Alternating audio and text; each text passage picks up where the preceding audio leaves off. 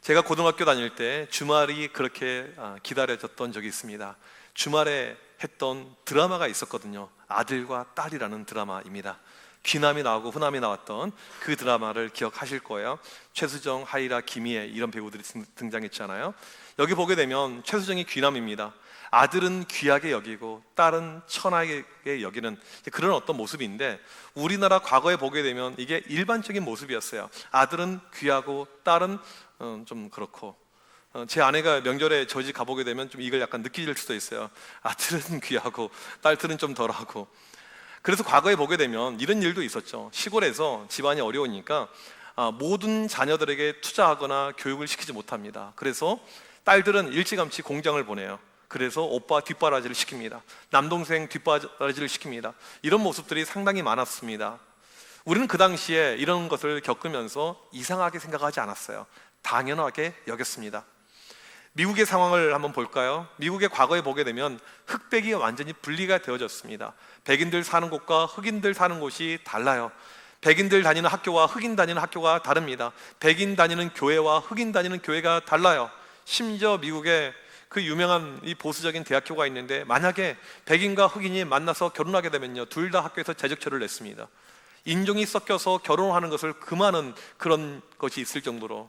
하지만 그 당시에 흑백의 분리를 이상하게 생각하지 않았어요. 오히려 당연하게 여겼습니다. 우리 주변을 보게 되면 기업을 일으켜서 크게 부유함을 체험하신 분들이 있습니다. 부자들이 이렇게 있어요. 이 부자들을 보게 되면 그냥 쉽게 된 것이 아니고 정말 죽을 고생을 해서 그 위치에 오른 것이죠. 그 다음에 국가 경제 발전을 위해서 크게 이바지하고 또 많은 고용 창출을 하고 귀한 일을 했으니까 정부에서 혜택을 줍니다. 특혜를 줘요. 반대로 가난한 사람들에게 그런 것이 전혀 없어요. 이런 모습을 보면서 우리는 이상하게 생각하지 않은 것이죠. 어떤 빈부의 차이라든지 인종의 차이라든지 그 다음에 성별의 차이, 거기에 따른 차별이 우리 가운데 계속 존재해 왔지만 우리는 일반적으로 그렇게 이상하게 생각하지는 않았습니다. 당연하게 여겼어요. 그런 풍토가 교회 가운데서 찾아와서 이 차별이 우리에게 그렇게 심각한 이슈와 문제가 안 되었습니다. 그것이 이제 문제가 된 것이죠. 여러분, 지난주 말씀을 기억하면 우리에게 차별하지 말라, 교회 안에서 발생한 차별을 보면서 차별하지 말 것을 우리에게 이야기합니다. 이 차별의 이슈는 자칫 우리가 넘어가게 되면 이게 뭐가 대수인데 그런 마음이 들 수가 있습니다. 오늘 말씀은 지난주의 말씀에 이어서 왜 차별이 문제인지, 이 차별이 왜 잘못된 것인지 이거에 대해서 조목조목 논리적으로 짧게 언급을 해주고 있습니다. 차별의 문제를 한번 살펴보겠습니다. 첫 번째로는 율법 중에 하나라도 어기면 전체를 어기기 때문에 차별하면 안 된다라는 것입니다. 10절 말씀을 같이 한번 읽도록 하겠습니다. 시작. 누구든지 온 율법을 지키다가 그 하나를 범하면 모두 범한 자가 되나니. 율법 전체의 조항은 613개입니다. 그 중에 하나를 어기게 되면 전체를 어기는 것과 같다라는 뜻입니다. 율법 가운데 좀 세게 나오는 그런 것도 있거든요. 그런 것 떠나서 하나를 어기면 전체를 어긴다라는 내용입니다. 두 번째 보게 되면 하나님 기준에서 죄는 다 똑같다라는 것입니다. 11절을 같이 한번 읽도록 하겠습니다. 시작. 간음하지 말라 하시니가 또한 살인하지 말라 하셨은즉 내가 비록 간음하지 아니하여도 살인하면 율법을 범한 자가 되느니라. 여러분, 10계명에 보게 되면 간음죄, 살인죄가 나오게 됩니다. 지금도 살인, 간음 이런 죄는 큰 죄여서 TV나 언론에 누가 죄를 짓게 되면 나오게 되는 것이죠. 그런데 오늘 말씀에서 간음죄나 살인죄나 직접 언급하고 있지는 않지만 차별하는 것은 모두가 같은 죄다. 그러니까 우리가 누군가를 차별해서는 안 된다라는 것입니다. 세 번째로는 최고의 법은 차별 대신 사랑을 말하고 있기 때문이라는 것입니다. 8절을 같이 한번 읽도록 하겠습니다. 시작. 너희가 만일 성경에 기록된 대로 내 이웃 사랑하기를 내 몸과 같이 하라 하신 최고의 법을 지키면 잘하는 것이거니와. 율법에서 말하고 있는 최고의 법은 내 이웃을 내 몸과 같이 사랑하는 것, 이것이 최고의 법입니다. 성경 원어대로 이 최고의 법을 해석하게 되면 왕의 법이라고 해석이 됩니다. 만왕의 왕이신 예수님께서 만드신 최고의 법은 내 이웃을 내 몸과 같이 사랑하는 것입니다. 내가 누군가를 차별하고 사랑하지 않을 때 이 최고의 법을 어기기 때문에 우리가 차별해서는 안 된다라는 것입니다. 네 번째로 차별하게 되면 심판을 받게 된다라고 이야기를 하고 있습니다. 12절을 읽겠습니다. 시작. 너희는 자유의 율법대로 심판받을 자처럼 말도 하고 행하기도 하라. 율법은 우리의 말과 행동에 따라서 우리를 심판할 것을 말합니다. 우리가 말과 행동으로 누군가를 차별하게 되면 이것은 심판이다라고 이야기를 하고 있습니다. 성경은 철저하게 차별을 반대하고 있습니다. 그런데 나는 은연중에 나도 모르게 차별을 해요. 하지만 이런 말씀을 듣는 가운데 우리 가운데 결단이 이루어지죠. 내가 이제는 차별하지 않을게. 사람을 외모로 차별하지 않고, 사람을 직업으로 차별하지 않고, 사람을 어떤 경제적인 수준으로 차별하지 않을 거야. 그런 결단들이 우리 가운데 일어날 수가 있습니다. 매우 귀중한 결단이죠. 그런데 좀 아쉬워요. 성경에서 늘 우리에게 강조하는 것은 이런 수동적인 신앙이 아닌 적극적인 신앙을 이야기합니다. 그래, 우리가 차별하지 않습니다. 앞으로 차별하지 않길 원해요. 그러려면 무엇인가 거기에 따른 다른 행동이 필요하다는 거죠. 오늘 말씀은 우리가 차별 없이 살아갈 수 있는 정말 필요한 우리의 삶의 실천을 이야기하고 있습니다. 13절 말씀을 다 같이 한번 읽어보도록 하겠습니다. 시작. 긍휼을 행하지 아니하는 자에게는 긍휼 없는 심판이 있으리라. 긍휼은 심판을 이기고 자랑하느니라. 진짜 차별 없이 살기 위해서 우리에게 필요한 삶은 무엇이냐면 긍휼이라는 것입니다. 13절에서 가장 중요한 내용은 긍휼이라는 단어예요. 실제로 오늘 말씀에서 앞선 내용도 우리가 살폈지만 가장 중요한 내용은요, 이 13절의 긍휼을 이야기합니다. 긍휼을 행하지 않는 자에게는 심판이 있을 것이고, 긍휼 가운데 살아가는 자는 심판을 면하는 정도가 아니고 심판을 이기고 자랑하게 될 것을 이야기합니다. 오늘 말씀의 핵심은 차별의 마음을 버리고 긍휼의 마음을 가져라 이것입니다. 우리가 긍휼을 가지고 살아가는 것이 하나님이 원하시는 우리의 삶의 모습이다. 이것을 오늘 본문은 이야기해 주고 있습니다. 그러면 이 내용이 무엇인지 조금 더 구체적으로 살펴보겠습니다. 첫 번째로, 긍휼이라는 것이 무엇일까요? 오늘 말씀, 이 긍휼, 헬라어로 엘레오스라는 단어인데 구약 히브리어에서 온 단어예요. 라하밈이라는 데서 온 단어입니다. 가엽게 여기는 마음이에요. 언어적인 의미는요, 자궁이라는 뜻입니다. 여러분, 성경에 보게 되면 이 라함임이라는 단어에 용례가 있습니다. 어디 나오냐면 이사야 49장 15절에 나옵니다. 아이 젖을 빨고 있었을 때 엄마의 마음, 이것이 라함임이에요. 예레미야 31장 20절에 보게 되면 아버지가 아들을 바라보는 치근한 마음, 여러분 애들 볼 때 좀 불쌍히 여기는 이런 마음이 있잖아요. 이게 라함임입니다. 아모스 1장 11절에 보게 되면 형제 사이에 끈끈한 정, 우리 형제들 가운데 정말 끈끈한 형제들이 있습니다. 명절 때 무조건 만나야 되는 이런 것이 라함임입니다. 이렇게 볼 때 성경에서 말하고 있는 긍휼은 단순한 감정이 아니에요. 매우 특별합니다. 엄마한테 갓난아이, 아빠한테 아이의 그 바라보는 이런 감정들, 이런 특별한 마음들, 불쌍히 여기는 마음이 이 긍휼에 포함이 되어져 있습니다.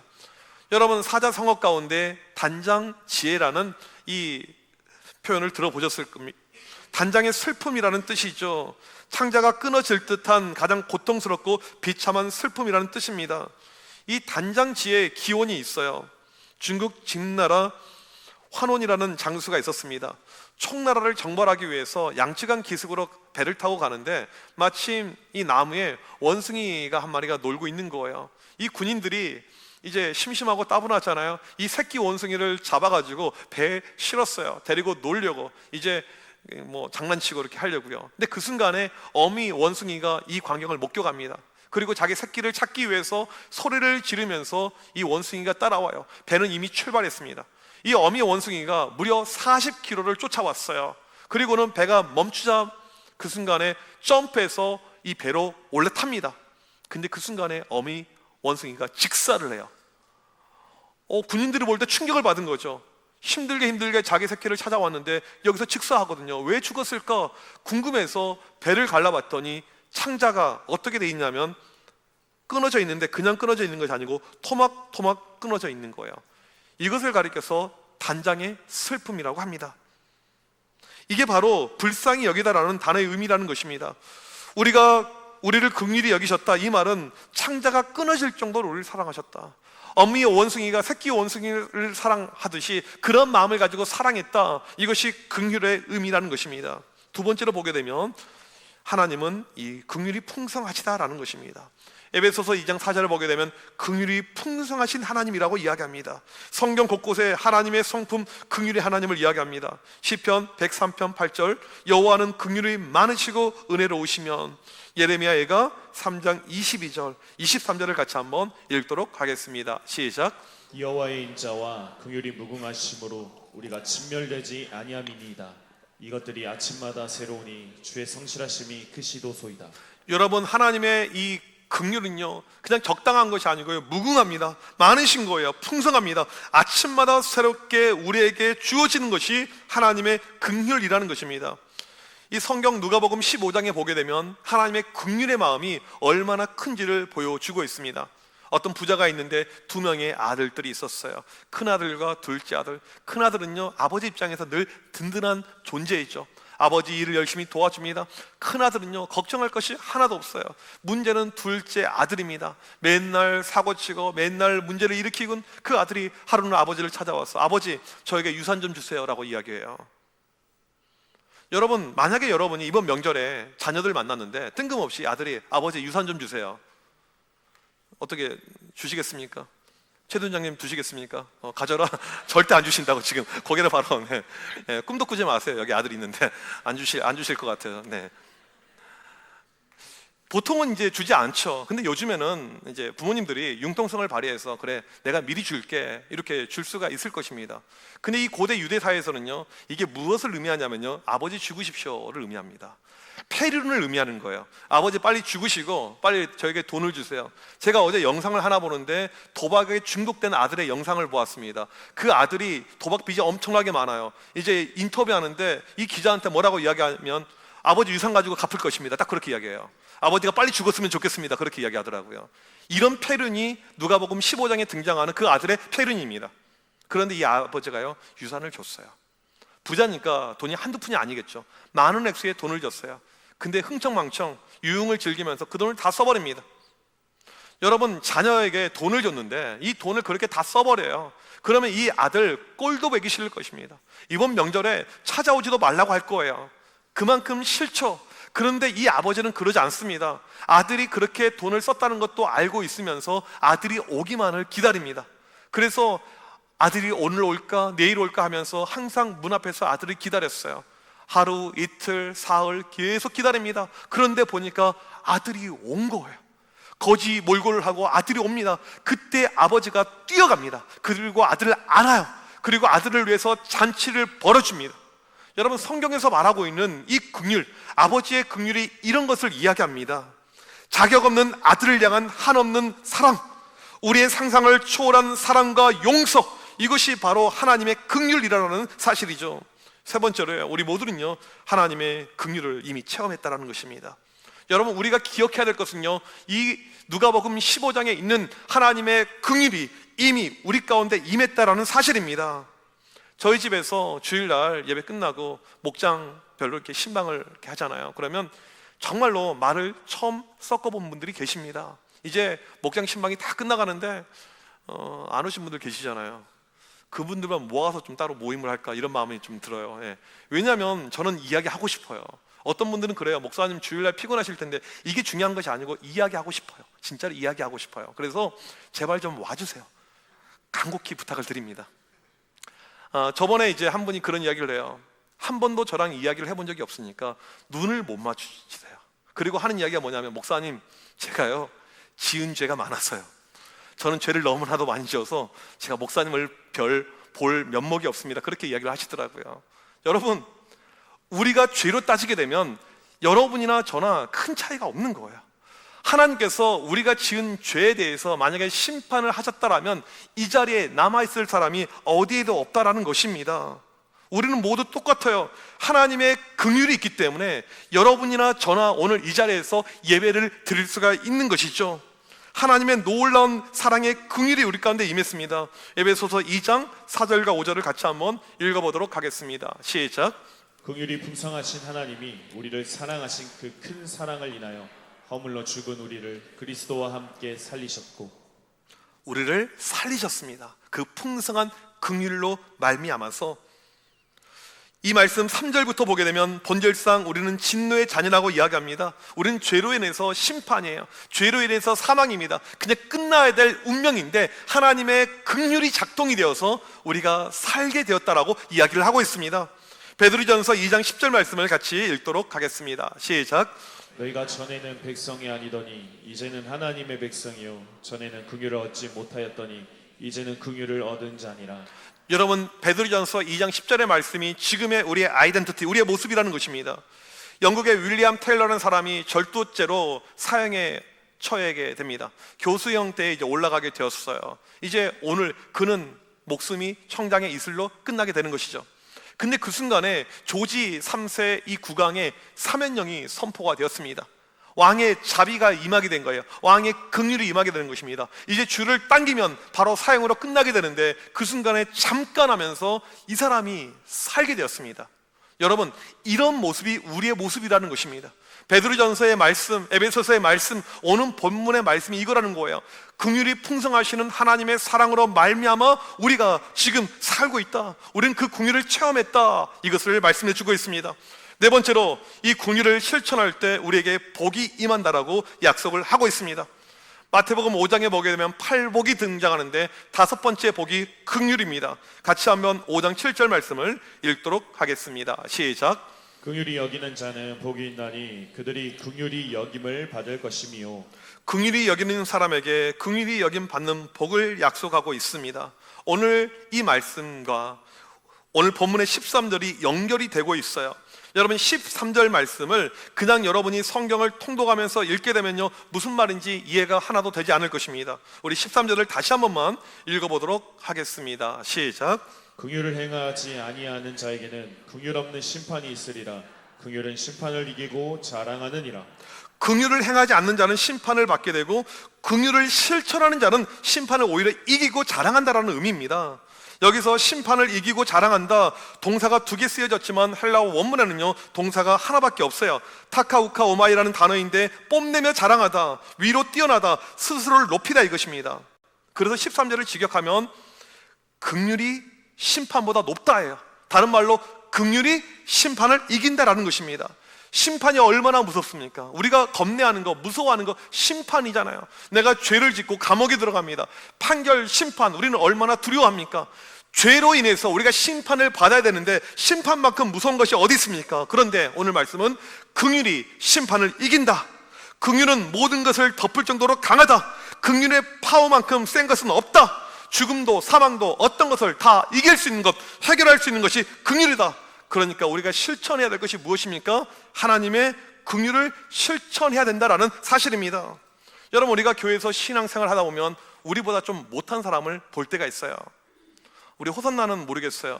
워낙 다들 노래를 잘하는데 혹시 좀 노래를 못한 분이 계실 수도 있습니다. 그럴 때 이렇게 집사님은 노래를 그렇게 못하시냐고, 그런 분은 안 계실 거예요. 이때 우리에게 필요한 것이 무엇입니까? 그럴 수도 있죠. 존재 자체를 여기에 서주는 것 자체가 은혜입니다. 교회는요, 찬양대에 긍휼이 임하면요 전체가 긍휼이 임하게 됩니다. 우리 교회 목장도 마찬가지죠. 목장에 보니까 좀 이상해요. 이 사람이 막 이상하게 막 째려봅니다. 이것이 아니고 긍휼의 마음을 가지고, 아니 멀리 갈 것 없어요. 가정에서 내 배우자를 바라볼 때 긍휼의 마음, 제가 이 이야기하면 제 아내가 할 말이 제일 많을 거예요. 나는 긍휼의 마음을 가지고 당신과 결혼했어. 이렇게 이제는 그 이야기를 너무 많이 해서 우리 애들도 그런 이야기를 해요. 아빠는 감사한 줄 알아고. 정말로 가정에서도 마찬가지죠. 우리 배우자를 바라볼 때, 자녀들을 바라볼 때 긍휼히 여기는 마음, 그냥 인간 그대로 보게 되면 얼마나 짜증나요. 긍휼의 마음. 누가 주여라고 왜 이야기하셨어요? 정말 이게 우리의 마음이잖아요. 이번 명절 이 연휴 때 또 친척들, 주변 사람들 우리가 만나잖아요. 근데 때로는 만나기 싫은 사람이 있습니다. 진짜 명절에 보기 싫은 그런 사람이 있어요. 청년들이 일반적으로 사용하는 단어로 빌런이라고 이야기하죠. 우리 집안에 유명한 빌런이 있습니다. 안 나타났으면 좋겠어요. 그런데 이때 우리가 필요한 것이 무엇이라고요? 긍휼의 마음입니다. 긍휼의 마음. 하나님이 원하시는 것은요, 긍휼의 마음이에요. 여러분, 우리 가운데 긍휼이 있을 때 역사가 나타납니다. 심판을 이길 정도로 긍휼이 강해요. 여러분, 우리가 누군가를 긍휼히 여길 때 하나님도 그 마음 그대로 우리를 긍휼히 여긴다라는 것입니다. 모든 어려움들, 죽음들, 악한 것을 다 이겨냅니다. 여러분, 우리가 긍휼을 실천하고 살아갈 때야 우리 삶에 하나님의 약속, 복이 임한다라고 말씀을 하고 있습니다. 저희 집안은 상당히 어렵고 힘든 집안이었습니다.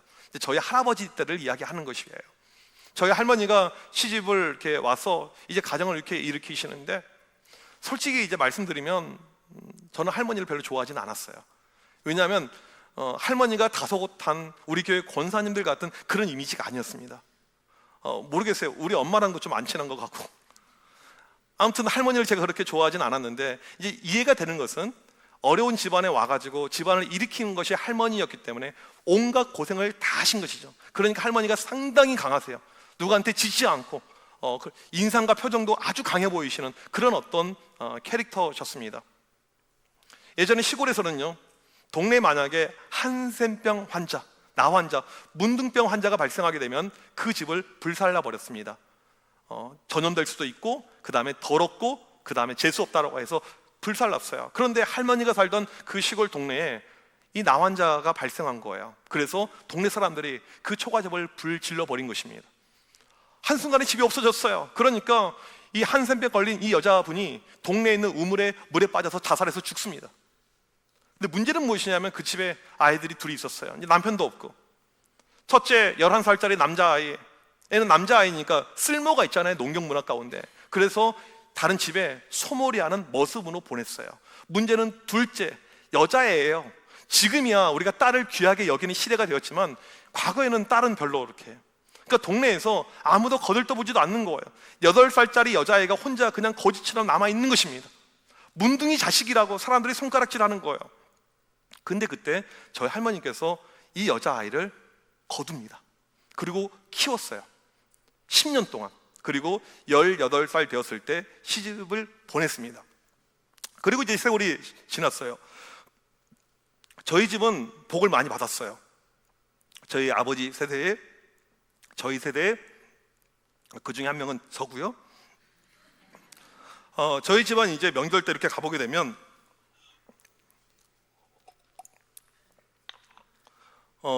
이게 다른 복을 이야기하는 것이 아니고, 남자들은요 목사 아니면 장로밖에 없어요. 집안에 7명의 목회자, 장로님들. 그래서 영적인 복, 그러니까 집에서 술, 담배 이야기라든지 어떤 죄악된 이야기가 조금도 나오지 않는 이 경건의 이야기만 나오는, 얼마나 이것이 복입니까? 이런 차원의 복을 이야기하는 거예요. 할머니가 인생 이제 후반기에 어느 기도원에 가셨습니다. 기도원에 가서 이제 기도를 받는데, 저희 할머니를 처음 만나본 이 기도원의 원장님이 이런 이야기를 하는 거예요. 당신은 문둥이 자식을 거뒀기 때문에 하나님께서 당신 자녀들을 거둬주었다, 그런 이야기를 한 거예요. 좀 놀랍지 않습니까? 처음 만나본 이 기도원 원장님이 그 이야기를 한 거예요. 여러분, 우리 하나님은요 모든 것을 기억하고 계십니다. 모든 것을 기억하고 있어요. 내가 몰래 누군가를 차별하면서 살아왔잖아요. 그 차별을 기억하고 있습니다. 반대로 내가 보이지 않지만 누군가를 긍휼히 여기는 마음을 가지고 누군가를 품고 그렇게 살아왔다면요, 하나님은요 그 긍휼을 기억하고 계십니다.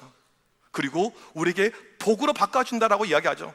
여러분, 성경에 보게 되면 너희 중에 소자에게 물 하나 주게 되면 내가 이것을 기억한다라고 우리 하나님은 말씀을 하고 있습니다. 하나님 입장에서 거절은 없어요. 우리의 긍휼의 삶이 있을 때 반드시 하나님은 거기에 상응하는 우리에게 복을 약속하고 있습니다. 저는 요즘 우리 사회 모습을 바라보면서 이 사회에 정말 필요한 것이 무엇인가, 긍휼이라고 생각을 합니다. 너무나도 차별과 혐오가 커져버렸습니다. 갑질이 얼마나 많은지 모릅니다. 초코파이 하나 먹었다고 해서 물류회사 사장님이 보안업체 직원을 고소한 사건이 발생했습니다. 한 1,000원 정도 되는 이걸로 인해서 고소가 들어갔어요. 이게 우리나라의 사회입니다.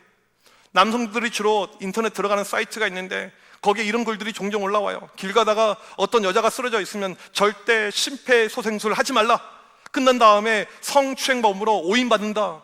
사람들의 댓글이 뭔 줄 아십니까? 맞다예요, 맞다. 절대 죽든지 말든지 신경 쓰지 말자. 여러분, 이게 지금 이 시대, 이 사회, 이 나라의 모습입니다. 차별과 혐오의 세상이죠. 여러분, 이때 하나님께서 우리에게 원하시는 것이 무엇일까요? 다르게 살아가는 거예요. 남이 차별하니까 나도 차별하고, 남이 혐오하니까 나도 혐오하는 것이 아니고 다르게 살아가는 것, 다르게 살아가는 것, 이것이 바로 긍휼이죠. 긍휼을 베풀라, 남을 사랑하라. 여러분이 누군가에게 긍휼을 베풀고 있다면, 긍휼을 실천하고 있다면요, 말로 교회에 갑시다라고 이야기하지 않아도 그 사람들이 교회로 올 것입니다. 이게 바로 세상에서 찾아보기 힘든 긍휼의 모습입니다.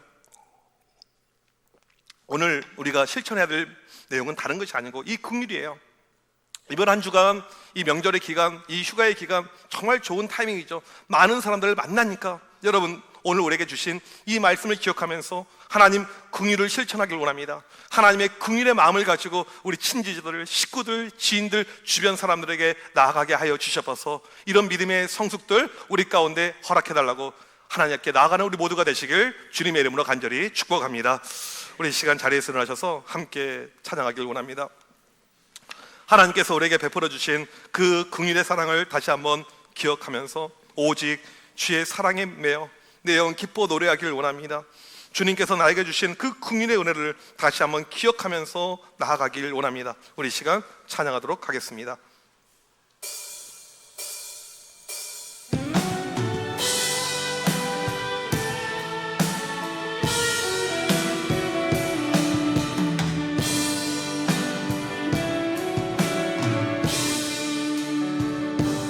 오직 주의 사랑에 미여 내 영 기뻐 노래합니다. 이 소망의 언덕 기쁨의 땅에서 주께 사랑 드립니다. 오직 주의 제 안에 갇혀 내 영 기뻐 찬양합니다. 이 소명의 언덕 거룩한 땅에서 주께 예배드립니다. 주께서 주신 모든 은혜 나는 말할 수 없네. 내 영혼 즐거이 주 따르렵니다.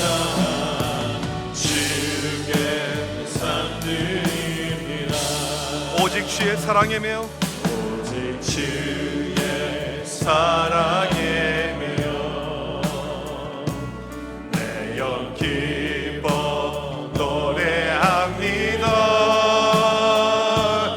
이 소망의 언덕 기쁨의 땅에서 주께 사랑 드립니다. 오직 주의 제 안에 갇혀 내 영 기뻐 찬양합니다. 이 소명의 언덕 거룩한 땅에서 주께 매드립니다. 주께서 주신 모든 은혜 나는 말할 수 없네. 내 영혼 즐거이 주 따르렵니다. 주께 감사드립니다. 주께서 주신 모든 은혜 주께서 주신 모든 은혜 나는 말할 수 없네. 내 영혼 즐거이 주 따르렵니다. 주께 삼드립니다. 우리 시간에 기도할 때 지금 하나님께서 우리에게 원하시는 것, 우리에게 필요한 것, 세상처럼 차별하고 혐오하는 것이 아니고 긍휼의 마음을 실천하는 것을 믿습니다. 우리가 누군가를 긍휼히 여길 때 하나님도 우리를 긍휼히 여긴다고 약속하셨는데 하나님 우리 가운데 긍휼의 모습들, 긍휼의 실천들 넘쳐날 수 있도록 인도하여 주시옵소서. 우리의 가정과 직장과 세상 속에서 긍휼을 실천하면서 살아가며 긍휼의 놀라운 축복을 얻을 수 있는 우리 모두가 될 수 있도록 역사하여 주시옵소서. 우리 시간 주여 한번 외치고 간절히 기도합니다. 주여! 하나님 아버지, 이 시간 간절히 기도합니다. 하나님 아버지, 악하고 어두운 이 세상을 살아가면서 하나님께서 우리 가운데 원하시는 다른 것이 아니고 긍휼의 마음임을 고백합니다. 긍휼을 실천하면서 긍휼 가운데 살아가는 우리 모두가 될 수 있도록 하나님 오늘 또 역사하여 주시고 주장하여 주셔서 세상을 바라볼 때 하나님 아버지 우리에게 필요한 것이 무엇입니까? 주님께서 우리에게 허락하신 바로 그 긍휼의 마음임을 고백합니다. 그 긍휼의 마음으로 살아가는 우리가 되게 하여 주옵소서. 그 긍휼을 실천하고 살아가는 우리 모두가 될 수 있도록 하나님 역사하여 주옵소서. 간절히 기도할 때 우리 가족들을 바라면서 긍휼의 마음을 허락하여 주시면서 우리 친척들을 바라면서 긍휼의 마음을 허락하여 주시면서 하나님 아버지 우리 또한 주변의 식구들 지인들을 바라면서 긍휼의 마음을 허락하여 주옵소서. 주님의 긍휼의 마음을 가지고 이 긍휼을 실천하며 나아가는 우리 모두가 되게 하여 주옵소서. 긍휼이 풍성하신 하나님의 놀라신 사랑이 오늘 또 우리 가운데 임하게 하여 주옵소서. 하나님 긍휼 가운데 나아가는 우리 모두가 되게 하여 주옵소서. 하나님 아버지 오늘도 우리의 삶에 필요한 그 긍휼의 역사, 믿음의 역사 넘쳐날 수 있도록 있는 하나님 긍휼을 이뤄나갈 수 있는 복된 믿음의 세대들, 믿음의 자녀들 우리 모두가 될 수 있도록 인도하여 주옵소서. 매 순간 하나님 주신 그 긍휼의 사랑이 우리의 삶에 넘쳐나여서 놀라운 축복을 얻게 하여 주옵소서. 긍휼히 여긴 자를 축복하신 나라 하나님 아버지 우리의 삶이 긍휼을 통한 놀라운 복을 얻게 하여 주옵소서. 간절히 기도할 때 하나님 주님이 주신 놀라운 축복 허락하여 주옵소서. 그 은혜 가운데 복 가운데 구할 수 있는 우리 모두가 될 수 있도록 역사하시고 있어요. 하나님 살 수 있도록 주여 도와주옵소서. 하나님 긍휼히 여긴 자를 긍휼히 여긴다고 말씀하셨사온데 우리의 삶이 긍휼의 삶이 되게 하여 주시옵소서. 세상 사람들처럼 동일하게 차별하고 혐오하는 것이 아니고 불쌍히 여기는 주님의 긍휼의 마음으로 이 세상을 살아가게 하여 주시옵소서. 가까이 있는 내 식구들에게 친척들에게 주님의 긍휼의 마음이 넘쳐나게 하여 주시옵소서. 세상 가운데 긍휼을 실천할 때 놀라운 하나님의 약속의 복이 우리 가운데 임할 줄 믿사오니 그 놀라운 은혜와 복을 얻는 주의 모든 백성들 되게 하여 주시옵소서. 지금은 우리 주 예수 그리스도의 크신 은혜와 하나님 아버지의 무한하신 사랑하심과 성령님의 위로 교통하심이 긍휼의 복을 얻길 원하는 주의 모든 백성들 머리머리 위에 지금부터 영원토록 함께 있을지어다. 아멘.